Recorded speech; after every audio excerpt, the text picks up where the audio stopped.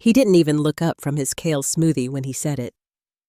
"We're streamlining our overhead, Ivy, and your annual bonus is just no longer in the budget." That was it. 20 years of late nights, missed family dinners, and being the one who caught the company's biggest mistakes. He couldn't even make eye contact, just kept swiping through some pitch deck on his tablet like he was buying a luxury watch instead of gutting someone's sense of security. My security.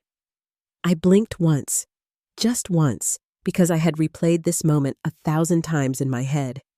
Ethan might have thought he was the first man to treat me as a line item, but he was just another in a long chain of well-dressed cowards who smiled while tightening the noose. I didn't argue, didn't blink again, didn't even ask to take the rest of the day off. That's what he wanted. For me to plead, for me to beg, to give him the satisfaction of watching someone break under his ruthless, MBA-driven logic. But I just nodded, a slow, deliberate nod, like someone marking a grave. I walked out of Ethan's sleek, all-glass corner office, my flats silent on the polished concrete floor, and returned to my desk. My workspace was a tidy cubicle with a small, dusty cactus and a drawer full of secrets. I sat down, opened my old metal file cabinet, and thumbed through a folder labeled in my own crisp handwriting, Ethan Trigger Event. Inside, there was a single printed email draft, a paper copy of my original employment agreement, and one small note with a date circled in red. Clause 12. B. Clause 12. B. The clause no one remembered because I'd buried it myself back in 2012, like a landmine waiting for the wrong foot. It was a golden parachute I'd negotiated during the turbulent acquisition of Innovate Dynamics. Everyone else had been celebrating with catered lunches and champagne. I had been working past midnight, threading legal needles no one else even saw. That clause was my insurance policy, my trap door. I opened my laptop. The email had been sitting in my drafts for over a year. All I had to do was change the subject line to Clause 12. B. Time for review. I hit send. I closed the laptop, picked up my chipped ceramic mug that read, World's Least Appreciated Data Governance Officer, and took a long, slow sip of coffee that had gone cold hours ago. I smiled anyway.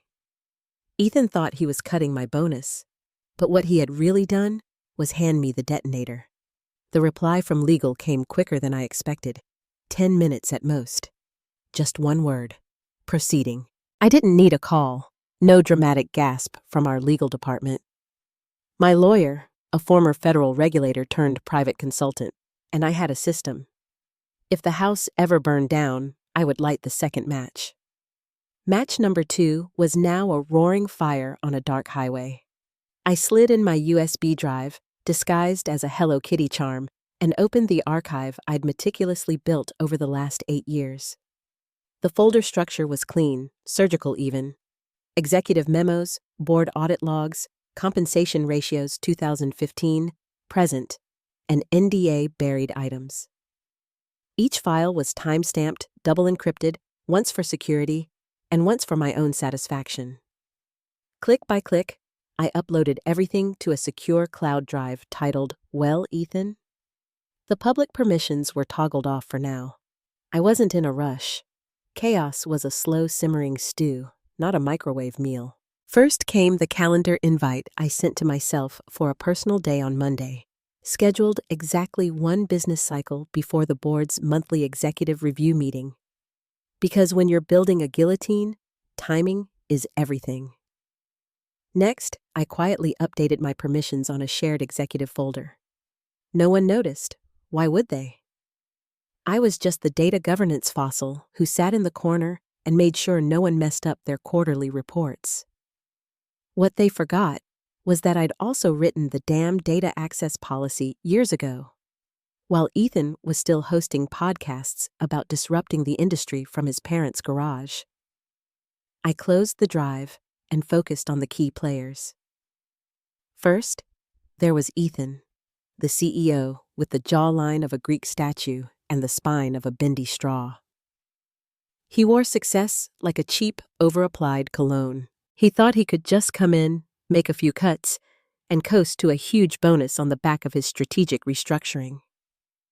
Then there was Samantha, the head of HR and queen of buzzwords and weaponized empathy.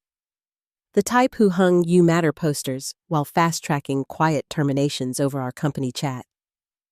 Samantha liked to pretend she was my friend.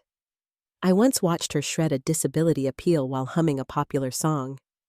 Finally, there was Mr. Henderson, the board chairman, gray-haired, old money, the kind of man who used golf metaphors to explain layoffs.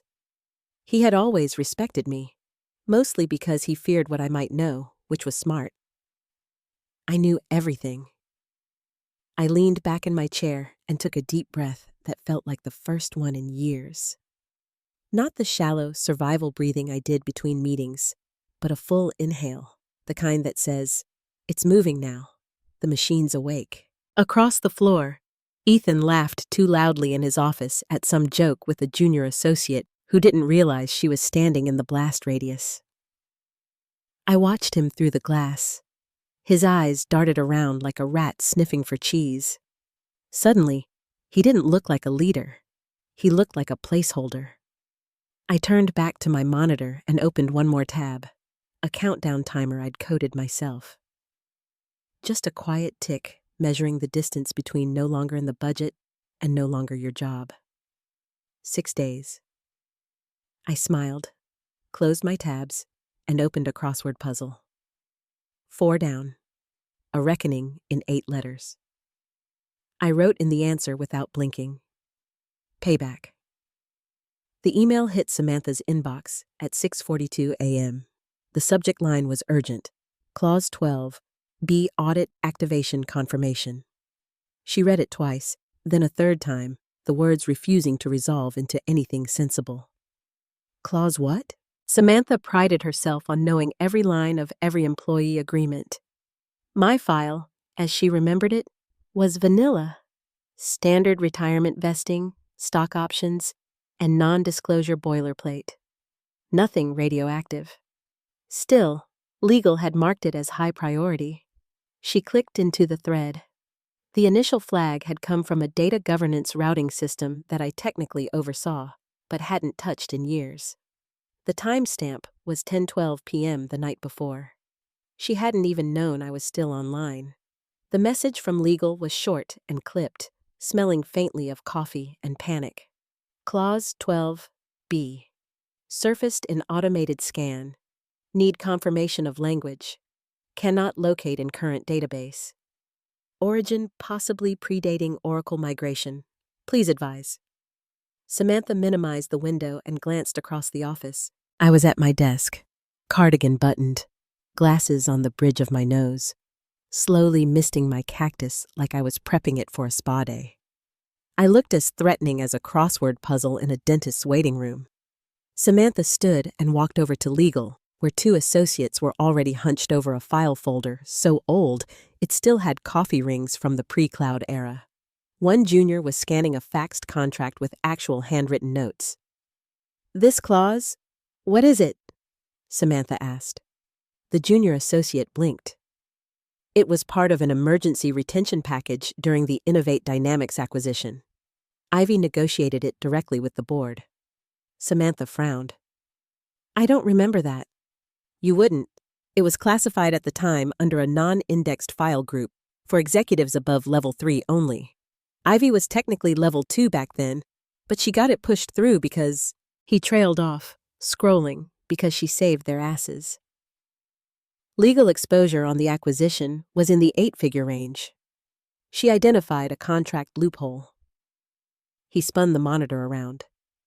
A scan of an old legal memo was partially redacted, but the visible part was enough.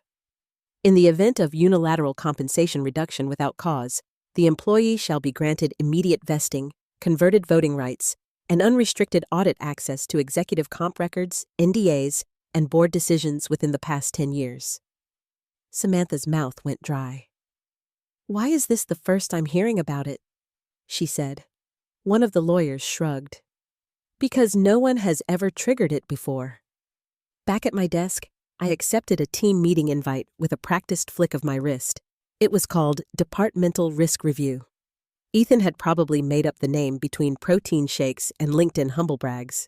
I attended, smiled politely, and said nothing of consequence. It wasn't my time to speak yet. Someone cracked a joke about budget season. I laughed. Why not? Let them think the old gal was mellowing out.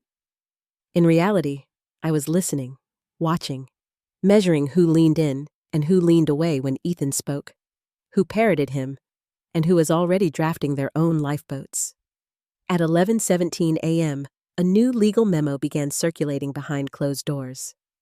This one was marked confidential, GC's eyes only, but that didn't stop the interns from whispering. They were passing it around like contraband, a printed, redacted, and already highlighted copy. One visible line was enough to start a storm: vesting, ownership, and audit privileges upon unilateral breach. That word, ownership, sent a ripple through the firm like a tremor before an earthquake. Not access, not review, but ownership. Meanwhile, I deleted 3 spam emails, watered my desk plant a second time, and calmly removed a file from my local folder. I didn't open it yet. Timing, after all, was everything. The conversation happened behind frosted glass, but even the interns on floor 7 heard it. Mr. Henderson's voice never really rose. He was too seasoned for that. But when he asked a question twice, it wasn't a request. It was the sound of a guillotine rope creaking. Did you touch Ivy's compensation? Ethan scoffed. He produced the kind of smug, dismissive puff of air only a man with 3 months in the CEO chair and 0 years of self-awareness could muster. I didn't touch it, Mr. Henderson. We're just reallocating resources. The budget needed... Then you triggered it. The room went silent, not tense, not awkward, but dead, like someone had pulled the power cord from the air itself. Ethan opened his mouth, but Mr. Henderson raised a hand. Just one finger. The conversation was over. I didn't need to hear it to know what had happened. I saw it in the way the executive assistant walked out of that meeting, pale as skim milk, and headed straight to the restroom. I saw it in how legal stopped CCing Samantha on audit-related emails. I saw it in how Mr. Henderson himself sent me a message, private channel. I replied with a time and a secure messaging handle. 5 minutes later, the chairman of the board was texting me encrypted emojis like a teenager planning a heist. He didn't say much, just confirmed the clause, referenced timestamps, and mentioned that I had retained external counsel, per my compliance protocol. No threats, no accusations, just facts. Mr. Henderson knew what that meant. The next day, the board's internal audit committee filed a motion to begin a review of executive compensation adjustments, retroactive to the first quarter, citing clause irregularities. They did it quietly. No press releases, no announcements. Just a subtle shift in tone, like a ship beginning to turn before anyone on deck realizes it's no longer headed home. I left early that day, stopped by the corner coffee shop, and picked up a fancy pour-over I'd been eyeing for months, but never gave myself permission to buy. It was funny how I had budgeted my own small joys for years, while Ethan had been swiping company cards on expensive dinners and midday massages. At home, I poured my coffee, moved my shoes aside as if in a ritual, and lit a good candle. Across town, a new document pinged into the board's Dropbox. File name, 2012, EMP Agreement Ivy Final.pdf.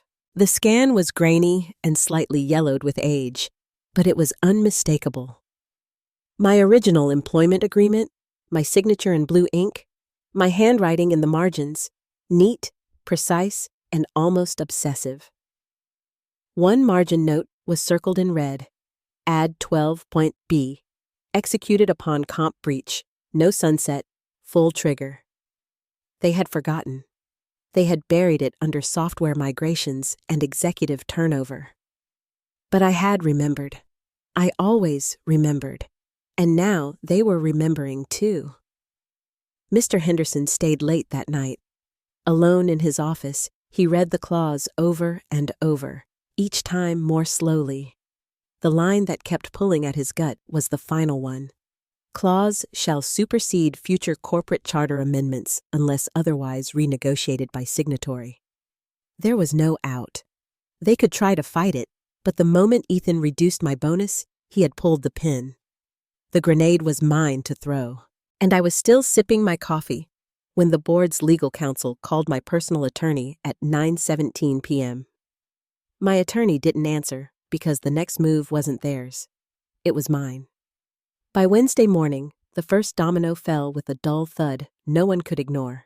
A blanket freeze on all pending executive bonuses was issued by the board's audit subcommittee, pending internal review. The memo said. The real translation, however, was panic in a $1,000 suit. We don't know what she knows, and we sure as hell don't know what she's holding. Phones lit up like a lightning storm. Even the VP of brand architecture, whatever that was, started calling legal like a toddler looking for a lost teddy bear. Am I affected? Is this temporary? Can Ivy even do this? The answer, unfortunately for them, was yes. She could. She already had. I watched it all unfold like I was sipping tea at a train wreck. I didn't gloat, I didn't smirk, but I did switch my mug from world's least appreciated to one that said, breathe in, burn it down, breathe out. At 10:43 a.m., my Outlook pinged. Subject, Internal Governance Realignment Discussion. Mandatory attendance requested. Sender, Ethan's assistant. The poor guy still thought a color-coded invite could unwreck a sinking ship. I clicked decline without hesitation, then tagged the invite with a custom label I'd created months ago. Trash Fire Theater. I didn't need to be in the room. I had built the room. I'd written the blueprints while they were all too busy high-fiving over IPO forecasts and expense write-offs. Besides, my move wasn't finished yet. I opened my contract again, scrolling to the part no one ever thought mattered. Clause 12B, subsection 3. It wasn't just about audit access and NDA overrides. The real gold was buried deeper, under layers of legal jargon and ink smudges, like a pearl in sewage. Shares designated as non-voting equity granted between FY 2011 and FY 2014 shall convert to full voting rights upon breach of compensation agreement by executive leadership. I now owned 3.7% of the company's voting power. Not much alone, but combined with the other silent partners, old department heads, long-retired alumni from the acquisition, forgotten relics who had also negotiated their own clauses with my quiet encouragement over the years, together, they now controlled 52.4%. I had built my majority the same way I built everything else, quietly, thoroughly, and beneath their radar. They thought I was just the data governance lady. But compliance, real compliance, isn't just about forms and policies. It's about power. If you know where the cracks are, you don't need to break the wall. You just need to wait until the right storm hits. And Ethan was the storm. At 2:11 p.m., my secure messaging app pinged. Mr. Henderson, we need to talk, off the record. I looked at the screen for a long moment. Then I muted my phone, closed my laptop, and reached for my lunch. A turkey sandwich and a single slice of key lime pie. Let him wait. The board was just starting to understand what I'd known for years. You don't cut corners around a woman who wrote the map. You especially don't cut her bonus. When you trigger the trap she built, you don't get a meeting. You get consequences. The emergency meeting was scheduled for 7 a.m. sharp. No agenda, no preamble, just a subject line that screamed desperation. Executive session, urgent governance item. Ethan opened the video conference like a man trying to plug a hole in a sinking yacht with his bare hands.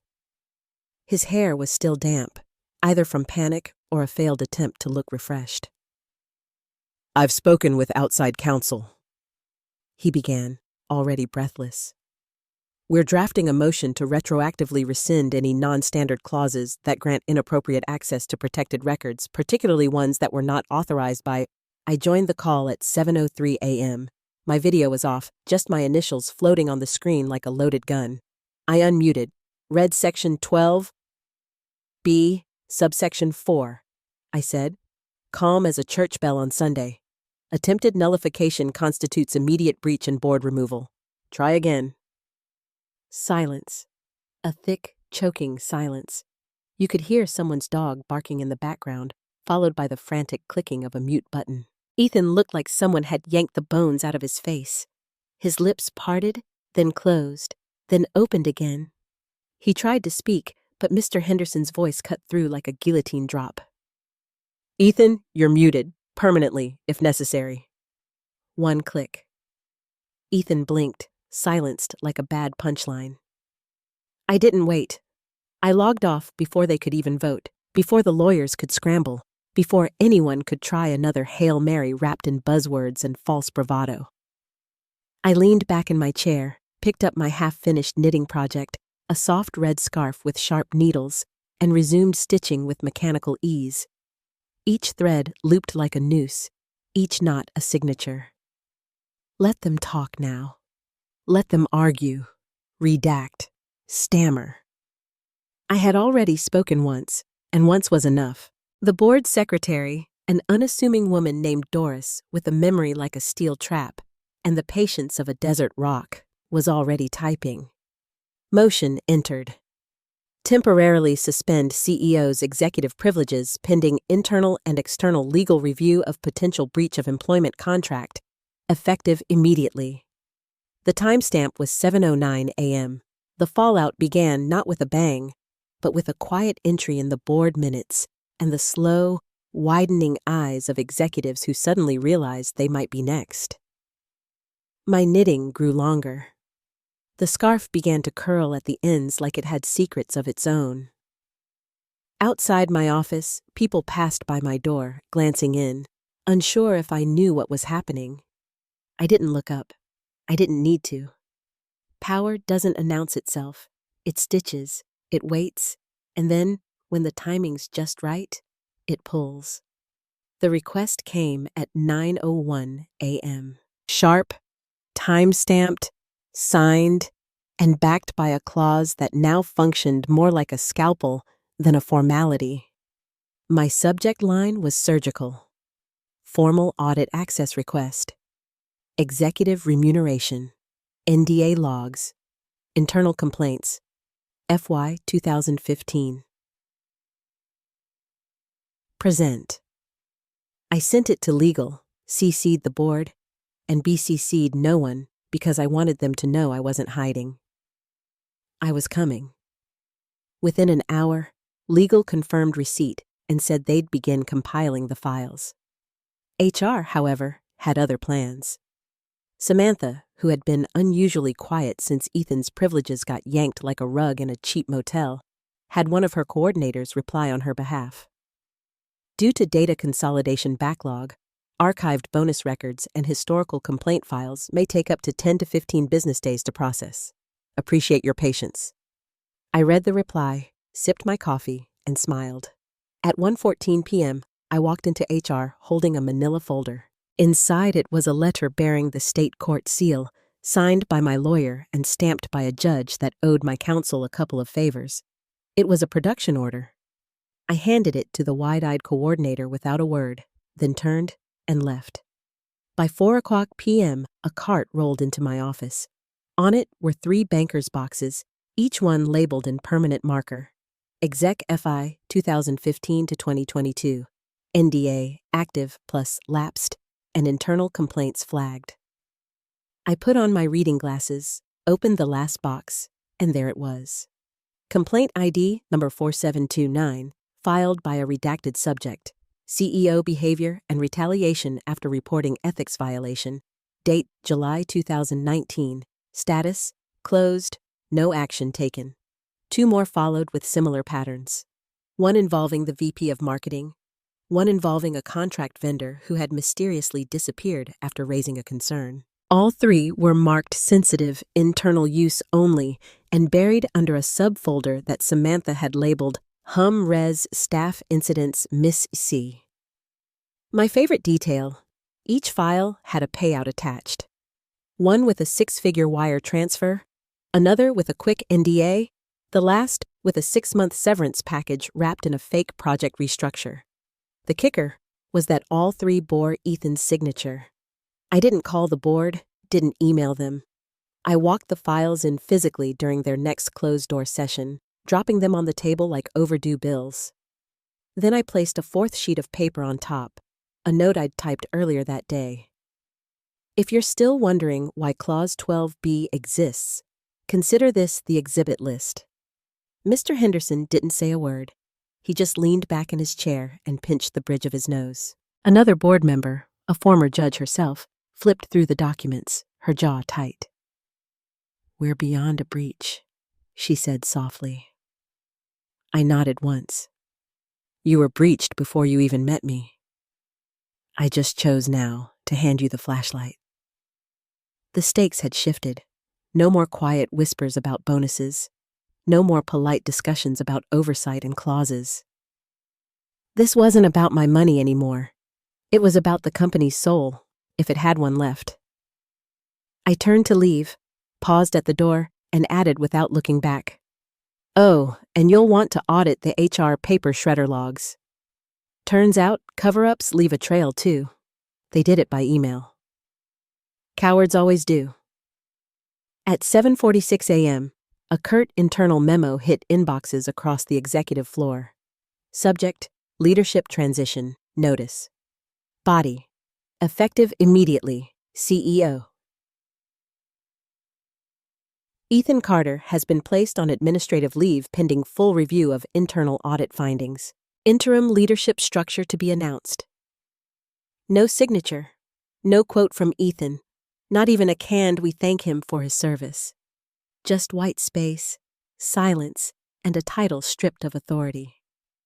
By 8:12 a.m., Samantha's LinkedIn profile changed from Chief Human Resources Officer to Exploring New Opportunities, the corporate version of fleeing the scene with your tail between your pumps. She didn't even show up to clean out her desk, just had her personal items couriered to a suburban address. I didn't react. Not visibly. Not in the performative way executives tend to clap or smirk when a rival falls. I just received the next envelope at 11:04 a.m., hand-delivered by Mr. Henderson's assistant. Inside, on thick, gold-trimmed paper, was a formal apology from the board. They cited oversight, systemic vulnerabilities, and the classic failure to recognize critical personnel contributions. They called me instrumental. They used the word integrity 3 times. It reeked of desperation and was far too late. I walked to the shredder, fed the letter in slowly, and watched as the apologies curled and crinkled into oblivion. I didn't want their words. I had their signatures. At 1:30 p.m., my name hit the headlines. Whistleblower clause brings down CEO at tech giant. Sources say compliance officer triggers rare clause. Top brass tumble after bonus cutback. Every outlet was scrambling to figure out how a middle-aged woman in a cardigan had just gutted an executive suite with a smile and some file folders. I didn't speak to the press or give them a quote, but I did update my out-of-office reply. I'll be offline this week sorting files and lives, somewhere between poetic and surgical. You could feel it across the company. The vacuum, the halt. Departments were suddenly unsure which reports to send, which hands to shake, which secrets still had teeth. Mid-level managers scrambled for neutrality like it was the last life raft. In the break room, the air felt heavier. Not sad, just real. Like the fiction everyone had agreed to live inside had finally popped like a stress blister. I left at 4:00 p.m. No fanfare. No one clapped or stood or made awkward small talk. But the elevators parted for me like a sea, and every head turned just slightly as I passed. Not out of fear, but out of respect. The kind that only comes when someone reminds you that the quietest person in the room might be the one writing your ending. They gathered in the shareholder hall like it was a funeral with too much money behind the flowers. Some voted from yachts, some from Silicon Valley retreats. A few still wore suits, clinging to the illusion that decorum mattered now. But when the digital counter ticked over 50% in favor, then 60%, then 71.2%, silence was sacred. The motion passed. Effective immediately, Ivy Wells was to assume the position of interim chief executive officer.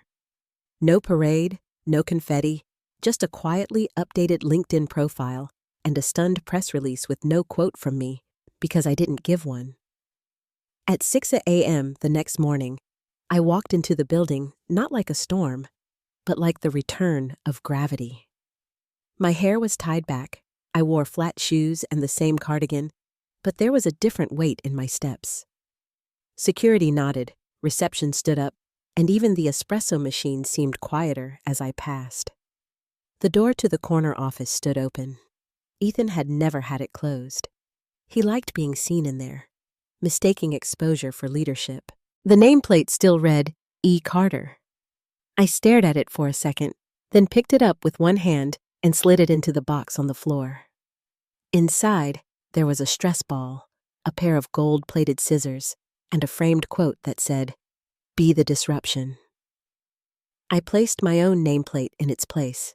Simple brushed metal, no initials, no ego. I turned to the far wall and looked at the framed contract now hanging behind the desk, enlarged, matted, and glass-protected. The words of Clause 12B were highlighted in soft gold leaf. In the event of unilateral breach of compensation agreement by executive leadership, all vesting, ownership, audit, and transitional authority shall revert to the signatory, effective immediately. Someone had added a tiny brass plaque beneath it. Enacted July 17th. I sat down. The chair was warm, not from use, but from arrival. I opened the desk drawer. There, waiting right where I'd left it 3 weeks ago, was my bonus check. Still uncashed, folded once, creased, but intact. I slid it out, laid it flat, and placed my coffee mug on top of it. Not for spite, but for symmetry. Outside the office, the board was gathering. The same people who once forgot my name during earnings week were now emailing to check my calendar availability. I sipped my coffee. No cream, no sugar, just bitter, honest, and hot. They'd ask me what my vision was, my goals, my 5-year plan. I'd tell them, clean the rot, stitch the cracks, pay attention. Because I never wanted the crown. I just wanted fairness. But if power is what it takes to get it, then so be it.